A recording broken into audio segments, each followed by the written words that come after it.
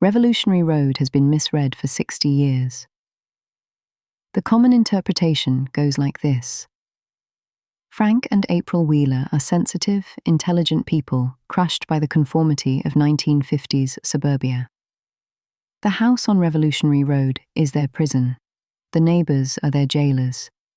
If only they'd escaped to Paris, they would have become the artists they were meant to be. This reading is comfortable. It lets us side with the Wheelers against the dull masses, feel superior to the Campbells and the other neighbours who've surrendered to convention.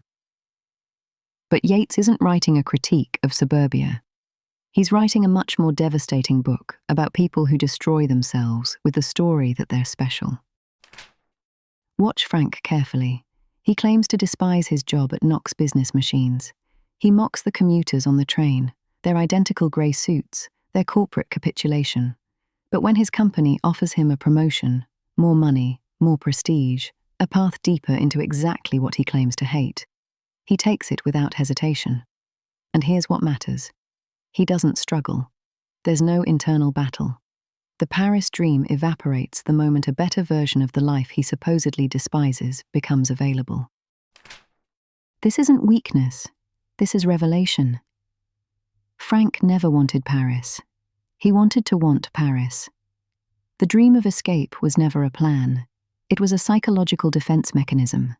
As long as they're planning to leave, as long as the fantasy of Paris exists on the horizon, Frank and April can tell themselves they're different from their neighbours. They're not really trapped.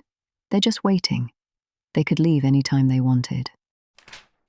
April sees this more clearly than Frank does, which is her tragedy. When Frank abandons the Paris plan, she doesn't just lose a trip abroad. She loses the story that made her life bearable. Without Paris, there's nothing separating them from the Campbells. Without the plan to escape, they're just two more people who had children they didn't entirely want, who live in a house that looks like every other house, who are going to grow old doing exactly what everyone else does. Yates gives us John Givings, the mathematician who's been institutionalized, who tells brutal truths no one wants to hear. When he meets the Wheelers, he sees them clearly. He calls out the pregnancy as an escape hatch, calls out Frank's transparent self-deception. But here's the cruelty of Yates' design. John isn't a prophet. He's a mirror. His mental illness doesn't give him special insight. It just removes his social filter. Everyone in the neighborhood could see what the Wheelers are doing. They're just too polite to say it.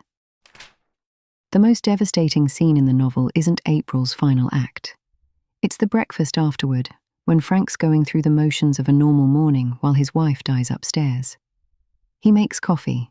He reads the paper. The ordinariness is unbearable. Not because Frank is callous, but because ordinariness is all he has. All he ever had. The breakfast ritual isn't denial. It's Frank finally becoming what he always was, without the performance of exceptionalism to disguise it. Revolutionary Road isn't a book about the soul-crushing conformity of the American suburbs. It's a book about what happens when you build your entire identity on the premise that you're too good for your own life. The Wheelers aren't crushed by external forces. They're crushed by the gap between who they believe themselves to be and who they actually are.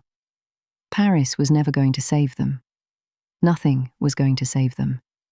Because the problem wasn't the house, or the neighbours, or the job, or the children. The problem was that they couldn't bear to be ordinary, and ordinary was exactly what they were. Yates knew this story from the inside. He spent years claiming he was working on his real novel, The Important One, while producing the books that made his reputation. The tragedy of Revolutionary Road isn't that the Wheelers gave up on their dreams. It's that their dreams were never real. They were armor. And when the armor finally cracked, there was nothing underneath.